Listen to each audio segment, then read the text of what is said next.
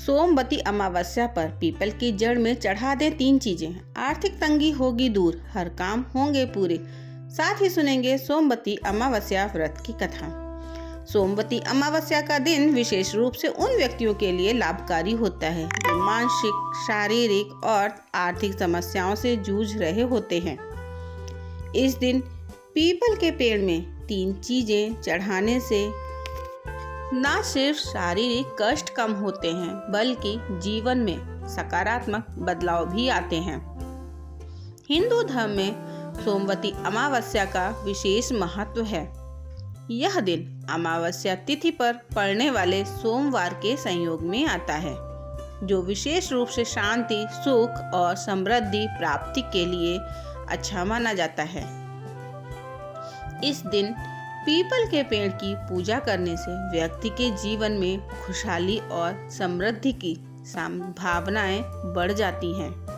People का पेड़ भारतीय संस्कृति में महत्वपूर्ण स्थान रखता है क्योंकि इसे मोक्षदायिनी और देवताओं का वास माना जाता है। इस दिन पीपल के पेड़ में कुछ विशेष वस्तुएं चढ़ाने से व्यक्ति को आत्मिक और भौतिक दोनों तरह के लाभ मिलते हैं। सोमवती अमावस्या के दिन सुहागिन स्त्रियां पीपल की पूजा करती हैं। इसके अलावा सोमवती अमावस्या के दिन भगवान शिव की विशेष पूजा अर्चना करके कमजोर चंद्रमा को बलवान किया जा सकता है। आइए जानते हैं कौन सी चीजें पीपल के पेड़ में अर्पित करना चाहिए। सनातन धर्म में अमावस्या का बहुत महत्व है। यह दिन पितरों की पूजा और तर्पण को समर्पित है। जितनी भी अमावस्या हैं, उनमें से सोमवती अमावस्या को सबसे खास माना जाता है।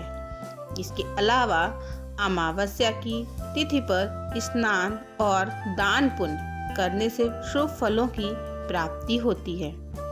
इसके साथ ही इस दिन पितरों को तृप्त करने के लिए श्राद्ध कर्म करने से भी प्रसन्न होते हैं और इससे जीवन में परेशानियां कम होती हैं। हिंदू पंचांग के अनुसार सोमवती अमावस्या की तिथि 30 दिसंबर को शुरू होगी और इस तिथि का समापन 31 दिसंबर को होगा। ऐसे में उदया तिथि की अनुसार पौष माह की सोमवती अमावस्या 30 दिसंबर को मनाई जाएगी। धार्मिक मान्यता है कि सोमवती अमावस्या पर पितरों का तर्पण करने से व्यक्ति को पितृदोष से छुटकारा मिलता है।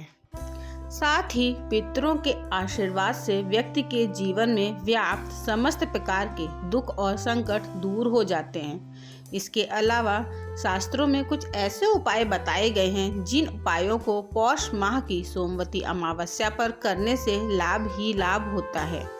साथ ही पितरों की कृपा से साधक को जीवन में सुख फलों की प्राप्ति होती है और साधक के बिगड़े हुए कार्य बिना किसी अड़चन के पूर्ण हो जाते हैं और हर एक कार्य में सफलता हासिल होती है। सोमवती अमावस्या के दिन पूजा करने के लिए सबसे पहले ब्रह्म मुहूर्त में उठकर सभी कामों से निवृत्त होकर स्नान कर लें।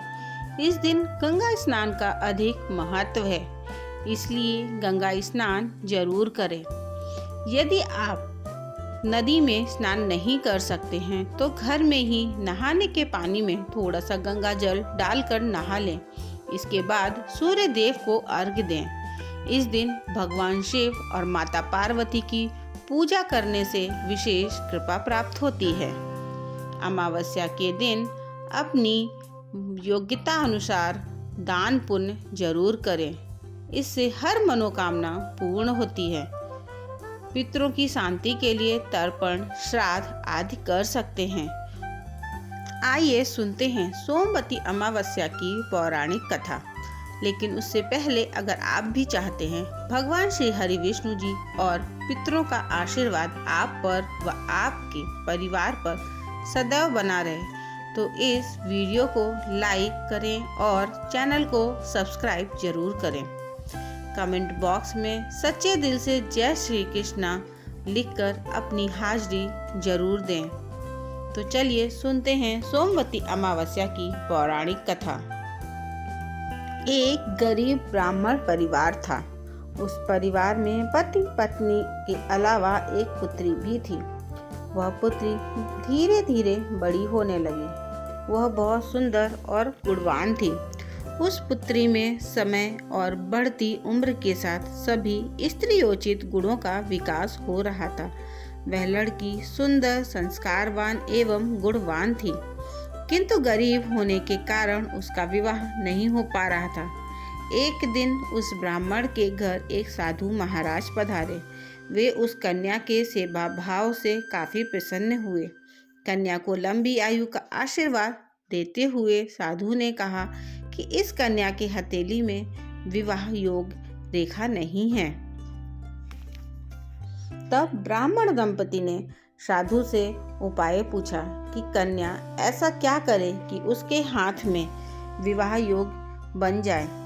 साधु ने कुछ देर विचार करने के बाद अपनी अंतर्दृष्टि से ध्यान करके बताया कि कुछ दूरी पर एक गांव में सोना नाम की एक धोबिन जाति की एक महिला अपने बेटे और बहू के साथ रहती है, जो बहुत ही आचार विचार और संस्कार संपन्न तथा पतिपरायण है। यदि यह कन्या उसकी सेवा करे और वह महिला इसकी शादी में अपने मांग का सिंदूर लगा दे, इसके बाद इस कन्या का विवाह हो तो इस कन्या का वैधव्य योग मिट सकता है। साधु ने यह भी बताया कि वह महिला कहीं आती जाती नहीं है। यह बात सुनकर ब्राह्मणी ने अपनी बेटी से धोबिन की सेवा करने की बात कही। अगले दिन कन्या प्रातःकाल ही उठकर सोना धोबिन के घर जाकर साफ सफाई और अन्य सारे काम करके अपने घर वापस आ जाती। एक दिन सोना धोबिन अपनी बहू से पूछती है कि तुम तो सुबह ही उठकर सारे काम कर लेती हो और मुझे पता भी नहीं चलता।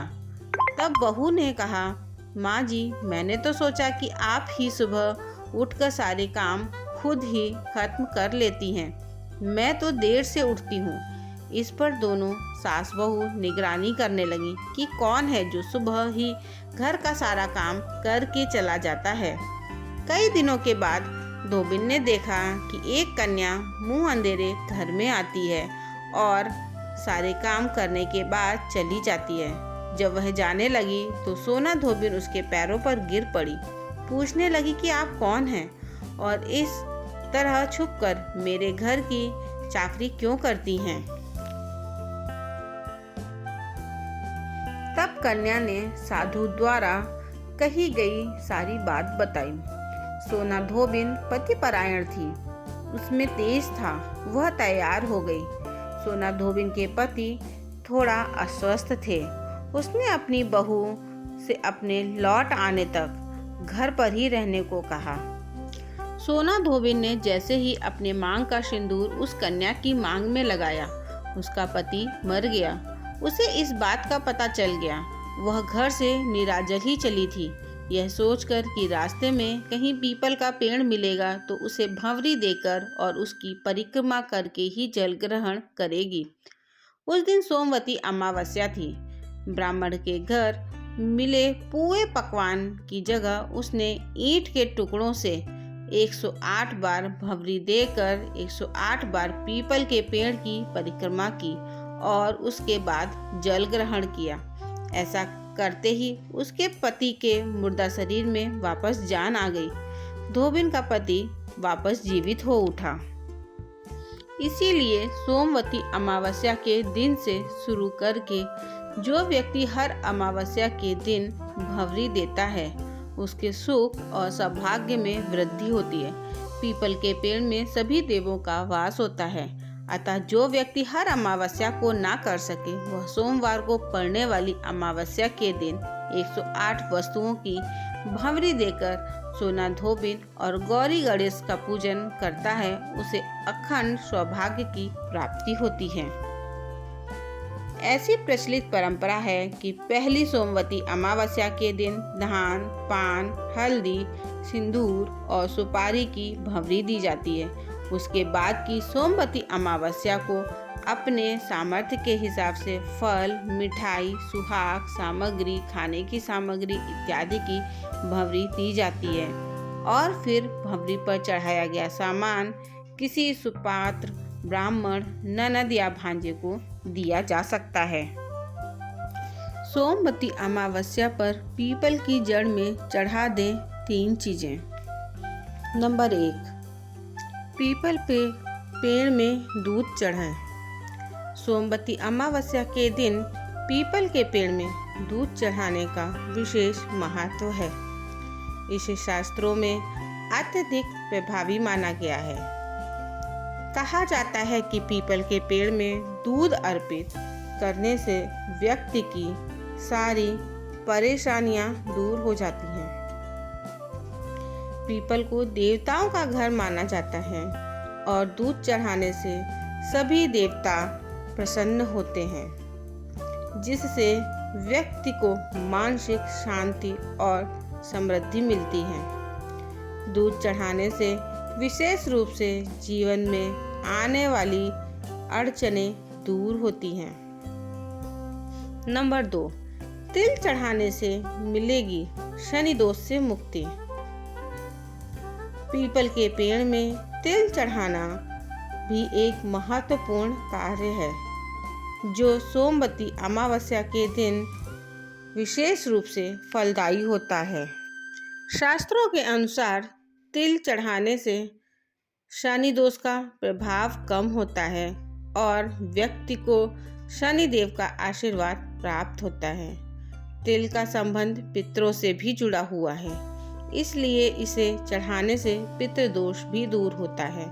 इस क्रिया से घर में सकारात्मक ऊर्जा का संचार होता है और नकारात्मकता दूर होती है। नंबर 3, गुड़ चढ़ाने से शनि दोष में मिलती है राहत। अगर जीवन में कोई लगातार परेशानी उत्पन्न हो रही हो तो पीपल के पेड़ में गुड़ चढ़ाने का विधान है। खासकर शनिवार के दिन पीपल के पेड़ में गुड़ अर्पित करने से शनि दोष का प्रभाव कम होता है। ऐसा माना जाता है कि शनि देव गुड़ अर्पित करने से प्रसन्न होते हैं और व्यक्ति के जीवन से कठिनाइयाँ दूर होती हैं। इसके साथ ही गुड़ चढ़ाने से मानसिक शांति और संतुलन की प्राप्ति होती है।